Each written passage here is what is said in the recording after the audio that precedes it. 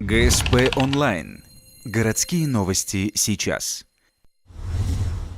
Ночью в середине апреля на улице Синюкова было совершено разбойное нападение. Целью дерзкого налета стал коммерческий киоск. Открыв окошко торговой точки, продавец увидела мужчину в маске. Злоумышленник стал требовать деньги, при этом угрожая предметом, напоминающим пистолет.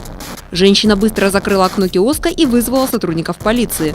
В ходе оперативно-розыскных мероприятий стражи правопорядка установили личность подозреваемого.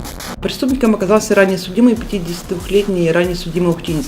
Мужчина в ходе допроса пояснил, что пойти на преступление его толкнула тяга к алкоголю, а так как у него своих денег не было, он решил таким способом заработать.